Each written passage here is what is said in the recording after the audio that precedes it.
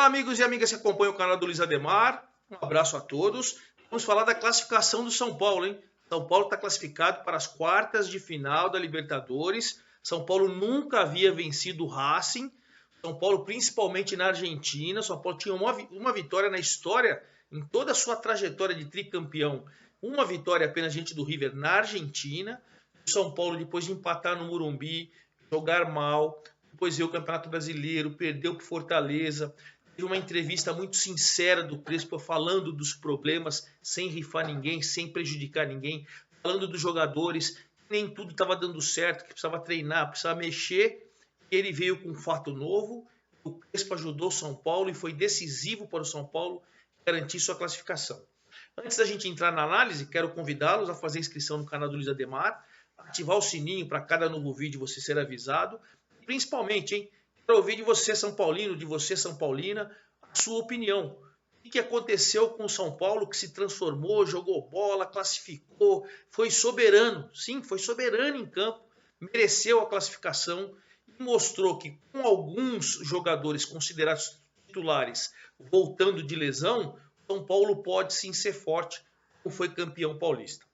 Olha, eu quero falar o seguinte, depois que nós vimos a derrota, né, eu fiz até um vídeo sobre a derrota preocupante do São Paulo diante do Fortaleza, não só por perder, porque o Fortaleza está embalado, o Fortaleza está brigando pelas primeiras colocações e tal, mas pela maneira como perdeu, os jogadores não dando recado, né?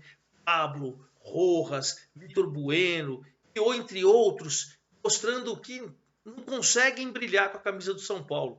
E um Crespo preocupado, vindo a público e admitindo que realmente tem que trabalhar, que São Paulo não tem dinheiro, tem que ser ali dentro mesmo que tem que resolver, enfim. Eu percebi até um certo pessimismo entre alguns amigos que eu conversei antes da partida a respeito da classificação do São Paulo. Pois bem, o Crespo não só trabalhou, é verdade que ele ganha o Miranda recuperado de lesão. Miranda joga uma barbaridade, mas jogou uma barbaridade. O Copete, que incomodou muito e fez o gol até no Morumbi, não apareceu. Mas o Miranda... E aí, com o Miranda jogando muito claro, o Arboleda, que vem bem faz tempo, também cresce uma barbaridade, e o próprio Léo também cresceu. Aí você tem um Rigoni, aí que é aquela coisa de você olhar o mercado para contratar. Às vezes nem conhecia o Rigoni. Porque argentino conhecia o Rigoni e tal. Mas o Rigoni é peça fundamental para esse time. O Benítez, entrando desde o início, continua ainda, você vê que no segundo tempo ele foi substituído, ainda sem o seu preparo físico ideal, mas a qualidade do time cresce. E aí o fato novo, o Reinaldo já vinha mostrando em partidas anteriores, o Wellington Cotia, capitão da seleção sub-20, o Wellington estava virando titular e o Reinaldo reserva, tanto que o Reinaldo que jogou contra o Fortaleza. O Wellington continuou como titular na Argentina. E o fato novo, Marquinhos. Eu acompanhei o Marquinhos no São Paulo desde o sub-15. Canhotinho, bom de bola, joga pelos lados, pode jogar centralizado, pode jogar vindo na diagonal. Muito bom jogador, 18 anos. Ele colocou o quê? Ele percebeu que o Vitor Bueno não dá. Pablo não dá. Rojas, depois que renovou o contrato, também não dá. O que ele fez? Vem cá, garoto. Você tem talento, você brilha na base, aqui comigo, porque o São Paulo vem treinando muito, né? Desde que Muricy assumiu, Crespo assumiu, São Paulo fazendo aquele intercâmbio cada vez maior com o Cotia, treina muito com a rapaziada, o Marquinhos já estava incorporado, já vinha em 3, 4 jogos entrando um pouquinho nas partidas. Foi titular, deu conta do recado, jogou uma barbaridade junto com o Rigoni, e a vitória do São Paulo por 3-1 não foi por acaso. Digo mais, o São Paulo poderia ter feito mais gols, e aí depois, claro, o Crespo quando tira o Benítez para colocar o Luan, ele abdica do ataque, estava satisfeito com 3-0, tomou um gol, mas tudo bem. Aliás, estou falando de Luan, por quê? Porque o São Paulo também veio com um fato novo. Além do Marquinhos, o Luan. Eu pelo menos entendo assim, não sei vocês, o Crespo errou na escalação contra o Racing no Morumbi. Ele fez 3 zagueiros, vamos lembrar, com 3 volantes. Ele foi com Luan, com Lisiero e com Nestor. Então o São Paulo ficou travado também. E acredito E ele mesmo fez uma reflexão, falou, poxa, eu vou ter que fazer um gol lá. Porque o 0-0, como São Paulo empatou 1-1 no Morumbi, o gol qualificado fora de casa classificava o Racing. 0-0 era do Racing. Então ele fez o quê? Um time mais ofensivo. Primeiro, Rigoni e Marquinhos lá na frente. Segundo, o Benítez para armar e o Sara para dar dinâmica. Ajuda a marcar, vai para frente, sai como um atacante, pode vir como um meia. E aí ele tirou o Luan do time.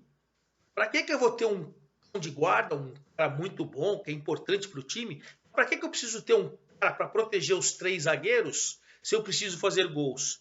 Então ele veio com quem? O Lisieiro. Se você for perceber o jogo, o Wellington foi quase um ponta, não um ala. Ele segurou um pouco mais o Igor Vinícius. Aliás, o Igor Vinícius é o único que destoou, hein? São Paulo não fez mais gols em 2 oportunidades porque o Igor Vinícius não teve a capacidade de dar um passe inteligente. Mas enfim, o São Paulo veio com esse fato novo, entrou em campo, procurando valorizar a posse de bola e atacar. Você vê que o Benítez deu um passe logo com 9 minutos para o Sara deu um drible bonito e chutou. Ou seja, além de você ter o Rigoni e o Marquinhos, você tinha o Sara a todo momento entrando e vinha armando o Benítez, que chegava também. Ou seja, o São Paulo muitas vezes ficava com os seus 3 zagueiros, os 2 alas, o Lisieiro mais adiantado e atacando com 3. Então foi criando o volume de jogos. O Rigoni numa cobrança de escanteio, o Marquinhos teve uma cabeçada, desviou, quase o Miranda chega para fazer o gol. O São Paulo foi criando. E lá no ataque, o Racing quase não incomodou. O Volpi praticamente não trabalhou. Teve uma bola do time do Racing, que era mais ou menos com o Chancalay. Ele chutou, mas sem tanto perigo assim. Ele desviou uma bola e tal. Mas no primeiro tempo foi o São Paulo atacando, o São Paulo martelando, o São Paulo valorizando. Tinha hora que fazia lá na frente, tinha hora que ficava atrás para jogar no contra-ataque, deixando o Racing atacar. Enfim, até que Miranda jogando muita bola aos 43 minutos do primeiro tempo, um pé de ferro que a gente fala muito na várzea, né? Numa disputa de bola, numa dividida, ele rouba a bola, sai com ela, faz o lançamento, como tinha o Marquinhos e tinha o Rigoni muito próximos, ele faz um lançamento na direção dos dois. O Marquinhos sai na diagonal, pega a bola, na saída do goleiro ele dá um tapa, a bola vai na trave e no retorno dela o Rigoni faz um gol. Ou seja, aquela tática de você explorar, você marcar, você ter 2 na frente, você incomodar o tempo todo, deu certo. 1-0, São Paulo vai para o intervalo com 1-0, claro. Eu até estava comentando o jogo pela Rádio Capital com meu amigo Anderson Chene, o Gomão, que acabou narrando, o Frank Fortes. Falei até isso, olha, o São Paulo jogou muito bem, o fato novo existiu do Marquinhos, o fato novo existiu de não ter um volante para proteger os 3 zagueiros. São Paulo foi agressivo, São Paulo foi ofensivo, São Paulo criou e mereceu a vitória. Tomara que o São Paulo não recue. Não recuou. E o segundo tempo, pelo contrário, você vê que o São Paulo já fez o 2-0 com 2 minutos. Outra vez com o Benítez marcando mais à frente, não lá próximo dos 3 zagueiros. Ele rouba uma bola pelo lado esquerdo e toca no Benítez. O Benítez, com uma categoria e uma visão de jogo, já dá um tapa na bola e coloca o Marquinhos para correr. Marquinhos corre, faz 2-0, com 2 minutos de jogo. O que acontece? Evidentemente, se 1-0, 1-1 ainda iria para os pênaltis, mas com 2-0 já não bastava nem o 2-0 para o Racing. 2-2 era do São Paulo, 2 gols fora, o São Paulo se classificava até se sofresse 2 gols. Claro que o que aconteceu? O Racing partiu para cima. Começou a ficar aquela coisa de tipo, vou atacar, o São Paulo retrocedeu, mas sempre procurando contra-ataque. Mais uma vez, uma bola lançada para o Marquinhos com força, com categoria, ganhou do zagueiro. Você esperava que ele ia dar uma paulada no gol, ele rola para o Rigoni só empurrar para o fundo da rede. 12 minutos, São Paulo faz 3-0. Matou o jogo. É verdade que a partir daí, de maneira até inteligente, o São Paulo começou a preservar jogadores que vinham voltando de lesão. Jogadores que estão com dificuldade no aspecto físico, como é o caso do próprio Benítez. Então, com 15 minutos de jogo, o que aconteceu? 3-0, o jogo estava garantido. Os caras tinham que fazer 4 gols. 4 gols para se classificar. Bom, o jogo praticamente garantido, o Crespo, de maneira inteligente, tirou o Benítez, colocou o Luan. É óbvio, São Paulo acaba recuando. Aí você vai estar com seus 3 zagueiros, você vai ter aquele volante mais atrás, aí você vai ter o Lisiero, você vai ter. Ele soltou um pouco o Sara, verdade seja dito. Né? O Sara para tentar. Mas o Sara é mais velocista, mas não é aquele cara articulador. Mas mesmo assim a bola continuou chegando na frente. É verdade que com 17 minutos, num chute de fora da área, porque dentro da área não conseguiram chegar. São Paulo, principalmente com Miranda, com Arboleda, pelo jogo aéreo, ganhou tudo. Num chute bem colocado do Correia, com 17 minutos, descontou. Evidentemente, de uma maneira inteligente, o que fez? O Crespo, mais uma vez, ele tira o Lisiero para colocar o Nestor. Os dois têm características semelhantes, mas você coloca um cara que dá mais inteiro. Com 20 e poucos minutos, porque a pressão vinha do Racing, mas o São Paulo tinha o contra-ataque. O São Paulo só não fez mais 2 gols, pelo menos, porque numa delas o Igor Vinícius, mas numa lentidão, ele arrancou, foi lançado, entrou na área, tinha 2 jogadores, demorou, quando ele vai cruzar, cruza na perna do jogador. E outro, ele perdeu uma na corrida, perdeu a bola e aí ainda tomou contra-ataque. Mas nessas 2 jogadas, o São Paulo poderia ter oportunidade. O que fez o Crespo mais uma vez? Trouxe o Igor Vinícius, já que você não está resolvendo lá, e colocou o Reinaldo no lugar do Marquinhos. O Marquinhos cansou também, ele percebeu. 27, 28 minutos do segundo tempo, ele tira o Marquinhos, deixa o Rigoni, adianta o Sara. O que ele faz? Coloca o Reinaldo. Mas colocou um lateral no lugar do atacante? Perfeito. Por quê? Ele adianta o Sara, ele deixa o Sara com o Rigoni para correr, o Sara para fazer a movimentação próxima, coloca o Reinaldo na lateral, já o Wellington, que vinha jogando como um ala, quase ponta, vira ponta também. E aí o São Paulo teve o contra-ataque.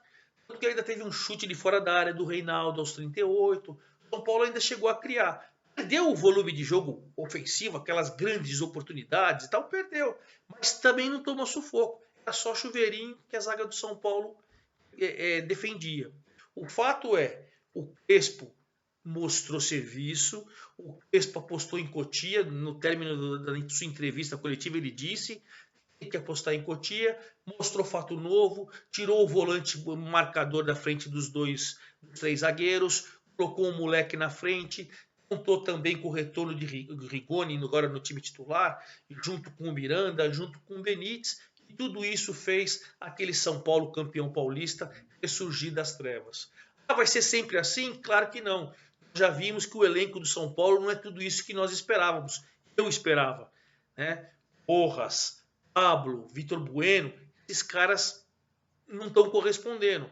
Mas, enfim, você vai ter que abrir mão do brasileiro, sofrer no brasileiro. Tem o Flamengo domingo agora, porque na semana que vem já tem o Vasco na Copa do Brasil. Quero crer que contra o Flamengo deve preservar o Benítez, o próprio Miranda, o próprio Rigoni, enfim, e deixar um time mesmo que seja mais ou menos meia boca, o brasileiro, para você principalmente buscar a classificação também na Copa do Brasil. É isso, parabéns ao Crespo, foi ousado, foi inteligente, soube entender o que fez de errado no Morumbi para conquistar uma vitória maiúscula na Argentina. Forte abraço a todos, parabéns São Paulo, Marquinhos, Miranda, Rigoni, Benítez e o Crespo. Merecida a classificação de São Paulo. Forte abraço e até a próxima.